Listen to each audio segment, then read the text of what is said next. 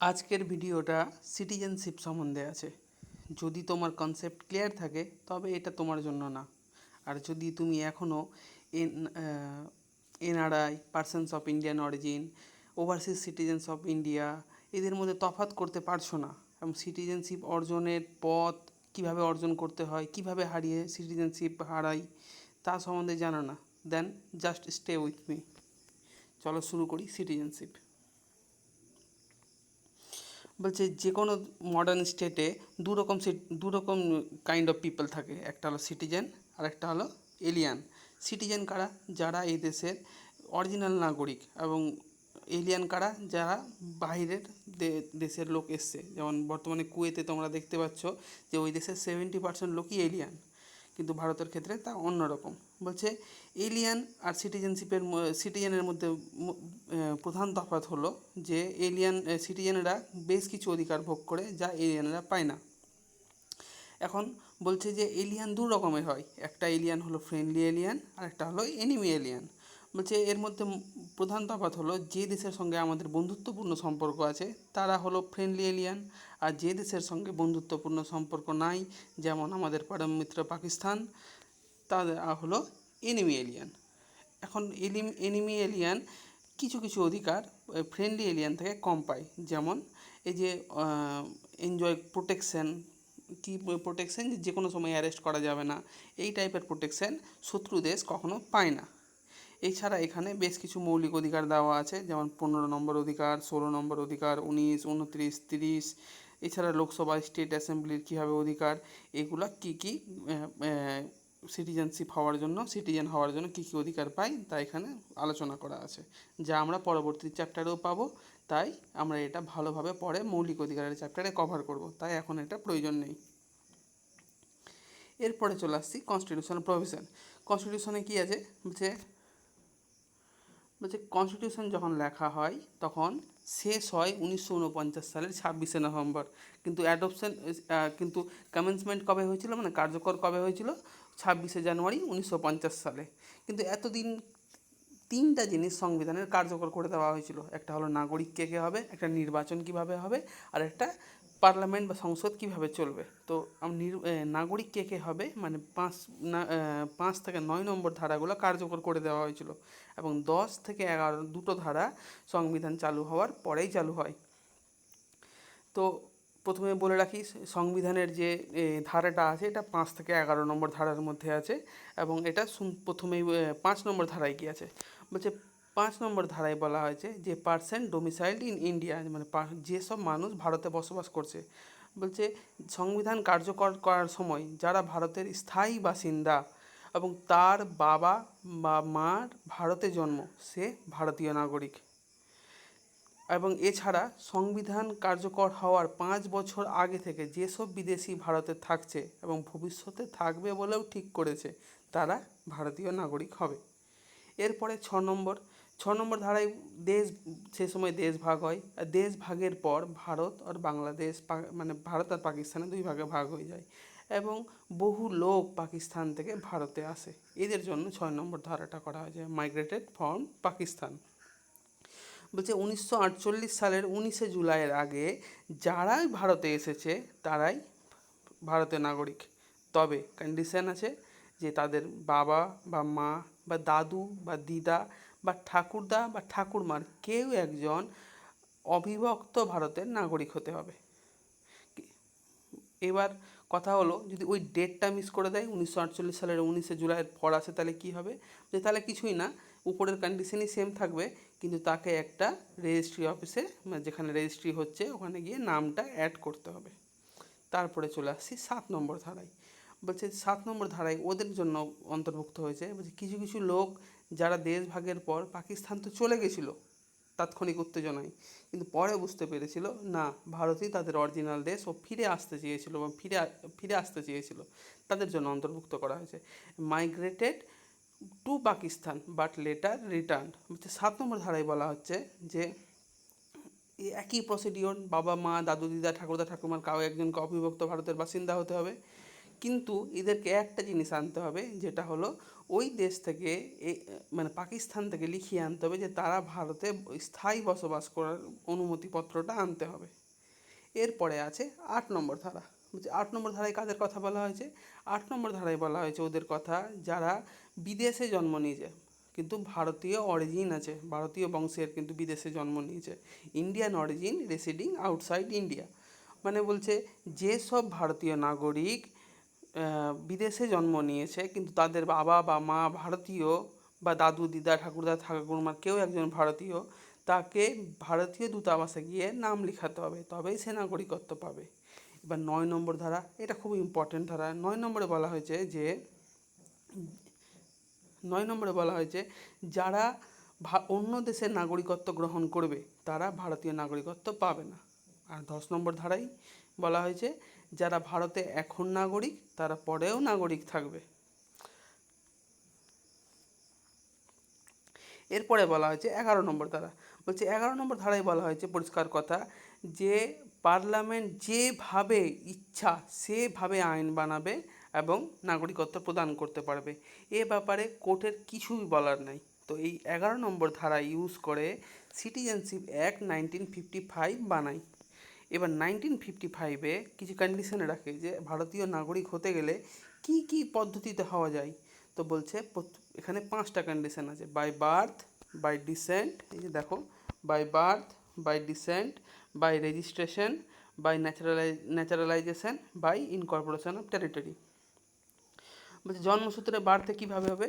বলছে সংবিধান কার্যকর হওয়ার আগেই যারা ভারতের স্থায়ী বাসিন্দা তারা এবং তাদের বাবা ভারতীয় নাগরিক তারা ভারতীয় নাগরিকত্ব পাবে। এখন কথা হলো শুধুমাত্র বাবাকে অন্তর্ভুক্ত করেছিল, মাকে করেনি। এই নিয়ে 1946 সালে বিস্তর জলঘোলার পর একটা সংবিধান সংশোধন হয় এবং মাকেও অন্তর্ভুক্ত করে। কিন্তু এখানে দুটো কন্ডিশন অ্যাড করে দেয় 2004 সালে যে সবাই কি পাবে না, যেসব ডিপ্লোম্যাট যেমন জাপান, চীন, পাকিস্তান এদের যে অফিসারগুলো ভারতে আছে এরা পাবে না, ফরেন ডিপ্লোম্যাটগুলো পাবে না। এবং কে পাবে না?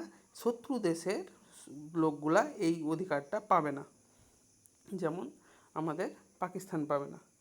শত্রু দেশ বলতে কোন দেশকে বোঝানো হয়? শত্রু দেশ হলো ওই দেশ যে ভারতের প্রতি অ্যাগ্রেশন করবে, যেমন চীন করছে, বা যুদ্ধ করবে বা ক্ষতি করতে চাইছে, এদেরকে শত্রু দেশ বলা হয়।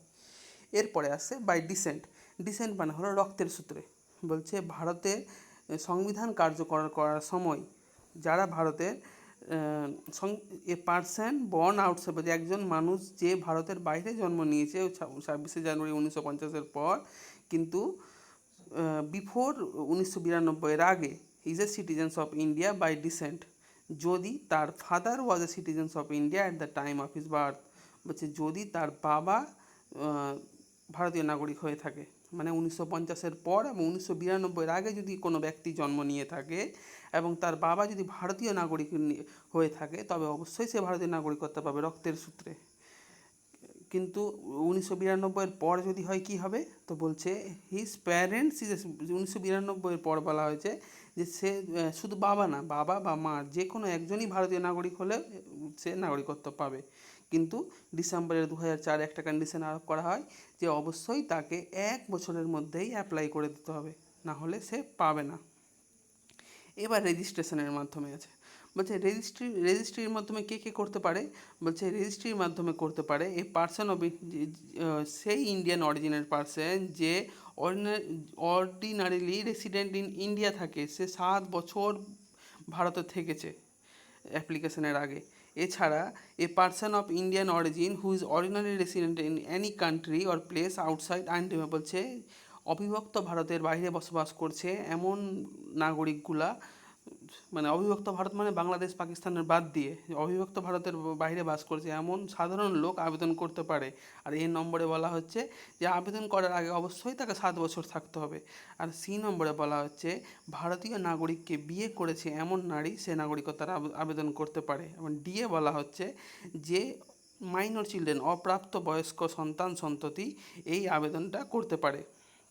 তবে তাকে যে আবেদন করবে তার ইতে বলা হচ্ছে তার অবশ্যই এজটা সঠিক হতে হবে এবং capacity whose parents are registered as citizens of India. তার প্যারেন্টসকেও রেজিস্টার থাকতে হবে সিটিজেন্স অফ ইন্ডিয়া হিসাবে। এবং a person of full age capacity who is either of his parents was earlier citizens of independent India and is ordinary resident in India for 12 months immediately before making, বলছে যার age আছে, যার বাবা মা সঠিক ভাবে রেজিস্ট্রি আছে, তাকে আবেদন করার আগে 12 মাস ভারতে থাকতে হবে। এবং তাকে অবশ্যই ইন্ডিয়ান কার্ড বলছে a person of full age capacity who has registered as an person citizens of Indian card holder for 5 years and who is ordinary resident of India for 12 months before making an application। বলছে overseas OCI যে আছে, overseas citizenship of India, এদেরকে 5 বছর ভারতে থাকতে হবে এবং আবেদন করার আগে 12 মাস ভারতে থাকতে হবে। এবং যারা অর্ডিনারি রেসিডেন্ট আছে তাদেরকে 12 মাস থাকলেই হবে। এবার ন্যাচারালাইজেশন, বলছে ন্যাচারালাইজেশন মানে বলছে কোনো ব্যক্তি নির্দিষ্ট কর্তৃপক্ষ যে অফিসারগুলো আছে তাকে সন্তুষ্ট করে অ্যাপ্লাই মানে নাগরিকত্ব পেতে পারে, যেমন আদনান স্বামী পেয়েছে।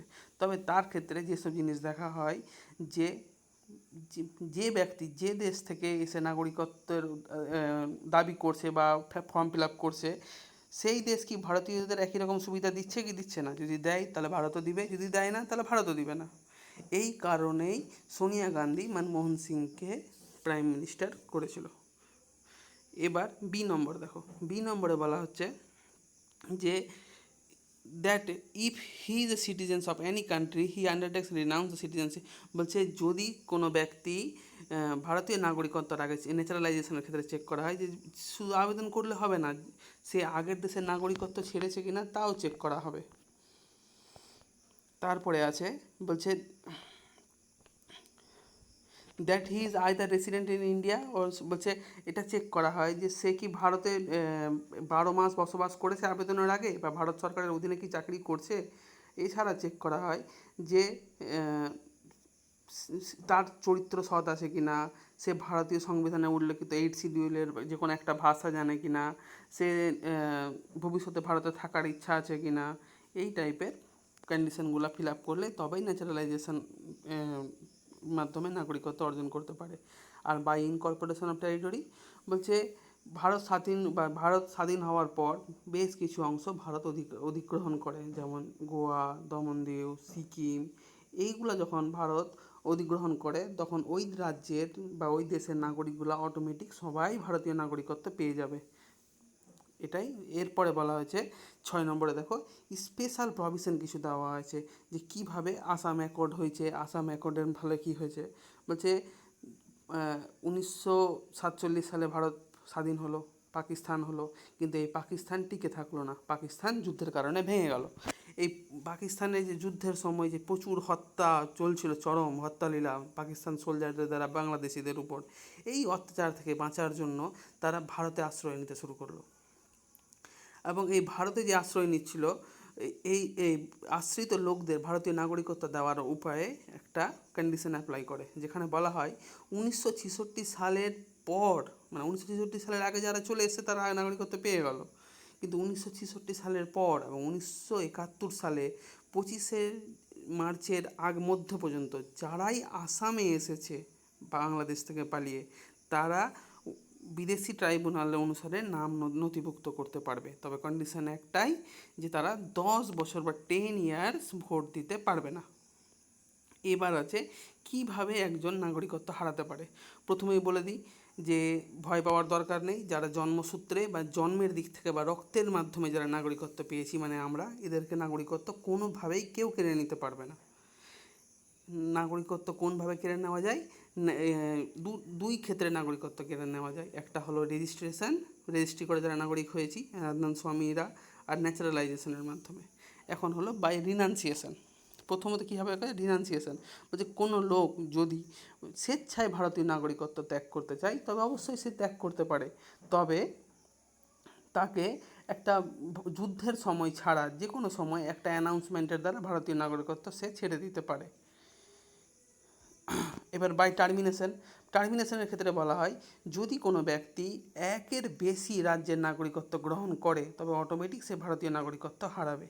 এবং বাই ডেপ্রিভেশনে বলা হয়, ডেপ্রিভেশনে কিছু কিছু করে দিয়েছে, বলছে ওই রেজিস্ট্রেশন ন্যাচারালাইজেশনের নাগরিকরা কী কী কারণে নাগরিকত্ব হারাবে। এখানে বলা হয়েছে যদি সে যুদ্ধে লিপ্ত দেশের সঙ্গে, এখন ধরো ভারত পাকিস্তানের যুদ্ধ চলছে আর পাকিস্তানের সঙ্গেও ব্যবসা করছে বা পাকিস্তানের, তবে সে ভারতীয় নাগরিকত্ব হারাতে পারে। এছাড়া যদি সে বিদেশে 2 বছর বিদেশি কোনো জেলে থাকে বা কারণ ছাড়া 7 বছর দেশে নাই অনুপস্থিত, এগুলো কারণে বা ভারতের সংবিধানের প্রতি অশ্রদ্ধা বা অসৎ উপায়ে নাগরিকত্ব অর্জন, এগুলো কারণে নাগরিকত্ব হারাতে পারে। এবার বলা হচ্ছে সিঙ্গেল সিটিজেনশিপ কি, বলছে ডুয়েল সিটিজেনশিপ হয় আর সিঙ্গেল সিটিজেনশিপ হয়। ইউএসএ, সুইজারল্যান্ড এগুলোতে ডুয়েল সিটিজেনশিপ আছে, কিন্তু ভারতে আর সিঙ্গেল সিটিজেনশিপ। ভারত সিঙ্গেল সিটিজেনশিপ কোথা থেকে নিয়েছে এটা তুমি আমাকে জানাবে। আর ডুয়েল সিটিজেনশিপ হয় একটা রাজ্যের জন্য একটা আলাদা নাগরিকত্ব দেওয়া হয় আর একটা দেশের জন্য নাগরিকত্ব দেওয়া হয়, কিন্তু ভারতে এরকম কোনো কার্ড দেওয়া হয় না। ভারতে একটাই নাগরিকত্ব প্রমাণ দেওয়া হয়, যেটা হলো এপিক কার্ড, এবং আমরা যে কোনো রাজ্যে গিয়ে বসবাস করতে পারি, সে মুম্বাই হোক বা চেন্নাই, আলাদা কোনো পারমিশন লাগে না, কিন্তু এইসব রাজ্যের ক্ষেত্রে তা হয় না। এখানে আবার কিছু মৌলিক অধিকার দেওয়া হয়েছে, এই মৌলিক অধিকারগুলো খুব সুন্দরভাবে পরের ভিডিওতে আমি অবশ্যই আলোচনা করব, তাই এগুলোকে স্কিপ করে দিচ্ছি এখন। কারণ মৌলিক অধিকার সিটিজেনশিপে, মৌলিক অধিকার মুখস্থ না থাকলে সিটিজেনশিপে মেশালে এটা বিশাল একটা গুলিয়ে যাওয়ার বিষয় হবে। এরপরে আছে ওভারসিজ সিটিজেনশিপ অফ ইন্ডিয়া। বলছে 2000 সালে এক্সটার্নাল বিদেশ মন্ত্রী একটা কমিটি গঠন করে, এলএম সিংভি কমিটি, আর এই কমিটি 2002-এ রিপোর্ট দেয়, এবং 2002-এ রিপোর্ট যে দেয় এখানে বলা হয় যে যেসব বিদেশি ওদের পূর্বজ ভারতীয় ছিল এবং তারা বর্তমানে বিদেশি নাগরিকত্ব গ্রহণ করেছে, তবে ভারতের প্রতি তারা অনেক কাজ করছে, যার ফলে ভারতে অনেক উন্নয়ন হচ্ছে, বিদেশি রাষ্ট্রের সঙ্গে ভালো একটা সম্পর্ক হচ্ছে, তাদের জন্য কিছু করা উচিত। এই জন্য একটা আছে পার্সন অফ ইন্ডিয়ান অরিজিন, এবং 2005-এ OCI, overseas citizens of India, এই দুটো ব্যবস্থা করা হয়। এখন পার্সন অফ ইন্ডিয়ান অরিজিন হলো পাকিস্তান, বাংলাদেশ, আফগানিস্তান, শ্রীলঙ্কা, চায়না, এই সমস্ত দেশ বাদে যে সমস্ত দেশ থাকবে তাদের জন্য। আর ওসিআই থাকবে শুধুমাত্র পাকিস্তান আর বাংলাদেশ বাদ ছাড়া সমস্ত দেশই পাবে। কিন্তু এই জিনিসটা দুটোর মধ্যে ওসিআইটা খুব পপুলার হয়ে গেল এবং বিদেশিরা খুব গুলিয়ে যেত যে কোনটা নিলে সুবিধা না নিলে সুবিধা। এই জন্য মোদী সরকার 2015-তে দুটো মিশিয়ে একটাই করেছে, এবং ওসিআইয়ের নাম পাল্টে কী করেছে, ওসিআই কার্ড হোল্ডার, মানে overseas citizens of India card holder স্কিমটা আনে। এবার যেটা বিষয় হলো যে 2015 অ্যাক্টে পায়ো প্লাস ওসিআই মিশিয়ে ওসিআই কার্ড হোল্ডার হলো।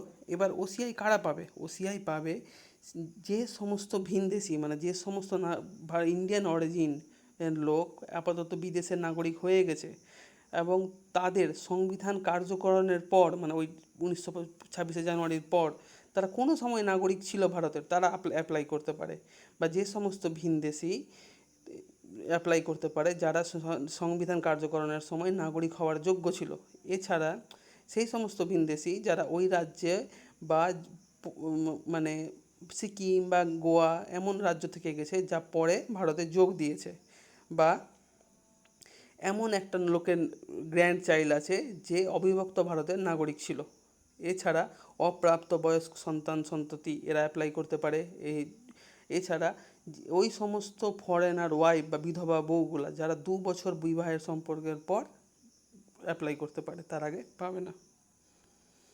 এখন দেওয়া আছে যে এখানে দেখো এতটা পড়ার দরকার নেই, এখানে দেওয়া আছে যে non resident NRI, persons of Indian origin আর ওসিআই, এদের মধ্যে কী কী তফাৎ।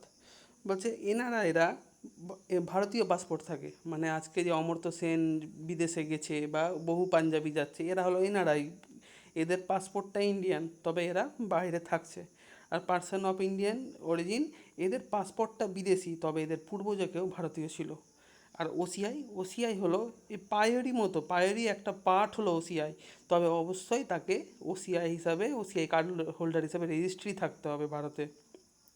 মানে যদি কোনো persons of Indian origin registry না থাকে তবে সে ওসিআই হচ্ছে না, আর যদি রেজিস্ট্রি থাকে তবেই ওসিআই হবে। এবার এলিজিবল বলে দিলাম, এরা কে এলিজিবল কীভাবে হবে।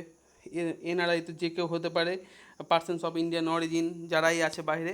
এবং এর আগে আলোচনা করলাম ভিনদেশি, তবে সংবিধানের যে ক্লজগুলো এখানে যে আলোচনা করলাম এই জায়গাটায়, এই সমস্তরাই অ্যাপ্লাই করতে পারবে ওসিআই হিসাবে। এখন বলা হচ্ছে যে এনআরআই কী কী অধিকার পাবে, পায়ো কী অধিকার পাবে, ওসিআই কী পাবে। বলছে এনআরআইরা সমস্তই অধিকার পাবে, আর পায়োরা সমস্ত পায়োরা অনেক অধিকারই পাবে না, এবং ওসিআইরা কিছু অধিকার পাবে, তা আলাদাভাবে বিশদভাবে এখানে আলোচনা করছি। বলছে যে এনআরআইদের পাসপোর্ট তো ইন্ডিয়ান থাকে, তবে পার্সন অফ ইন্ডিয়ান অরিজিনদের অবশ্যই ভারতে আসার আগে ভিসার অ্যাপ্লাই করতে হবে। এবং ওসিআই কার্ড হোল্ডারদের multiple entry life long visa, মানে এরা অনেকবার ভারতে অন্তর্ভুক্ত হতে পারে, এবং একটা যে ভিসা পেয়ে গেছে লাইফ লং চলতে পারে। এবং এছাড়া জেনে রাখো ওসিআইরা কী কী অধিকার পাবে।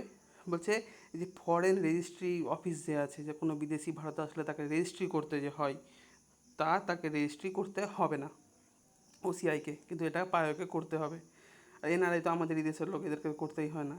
এবং ওসিআই কার্ড হোল্ডাররা অবশ্যই একদম সমান ক্ষমতা পায় এনআরআইদের মতো, মানে আমাদের এই পাঞ্জাবি বা অন্য কেউ যে বিদেশে গিয়ে থাকছে, এই যে এনআরআই যাদের ভারতীয় পাসপোর্ট আছে, এরা যা যা ক্ষমতা ভোগ করবে ওসিআইও সমস্ত ইকোনমিক রাজনৈতিক ক্ষমতা ভোগ করবে। তবে শুধু কৃষি জমি পাবে না, মানে কৃষি জমি কিনা, কৃষির ব্যবসা, এগুলো করতে পারবে না। এবং অবশ্যই জেনে রাখা উচিত ওসিআই কারা পাবে না, পাকিস্তান বা বাংলাদেশ ছাড়া সমস্ত দেশ অ্যাপ্লাই করতে পারে। এছাড়া কেন্দ্র অ্যাড করতে পারে এমন দেশকে যা ওসিআই হিসাবে পাবে না। এবং ওসিআই হিসাবে অ্যাপ্লাই করার 5 বছর মানে করার আগে 10-12 মাস ভারতে থাকতে হয়। এবং কোনো ওসিআই কার্ড হোল্ডার 5 বছর ধরে কার্ড নিয়ে থাকে, মানে 5 বছর ধরে ওসিআই কার্ড আছে ওর কাছে, তবে সে ভারতীয় নাগরিকদের আবেদন করতে পারে। এবং এছাড়া বলছে যে ওসিআই যারা কার্ড হোল্ডার আছে, এনআরআইরা যেমন ভারতীয় বাচ্চা অ্যাডপশন করতে পারে, ওসিআইরাও পাবে। এবং এরা ভিসা ছাড়াও ভারতে আসতে পারবে, তবে অবশ্যই এরা কোনো রিসার্চ ভারতে করতে পারবে না। এই প্রশ্নটা খুব ইম্পর্ট্যান্ট হয়ে যায় যে এরা কোনো রিসার্চ করতে পারবে না। এবার ডুয়েল সিটিজেনশিপ সম্বন্ধে জেনে রাখো। ডুয়েল সিটিজেনশিপে 2টা বাধা দেওয়া হয়, একটা ভোট দিতে পাবে না, আর একটা সাংবিধানিক পদ পাবে না। আশা করি তোমরা এই ভিডিওটা অবশ্যই ভালো লেগেছে। যদি ভালো লেগে থাকে তবে আমাদের এই আগের ভিডিওগুলো দেখতে পারো, এবং অবশ্যই কমেন্ট করে জানাতে পারো। যদি কমেন্ট করে জানাও তবে অবশ্যই ভালো লাগবে, এবং নতুন নতুন ভিডিও আনবো। আর না হলে এই আস্তে আস্তে আমরা এই জিনিসটাকে ছেড়ে দেবো।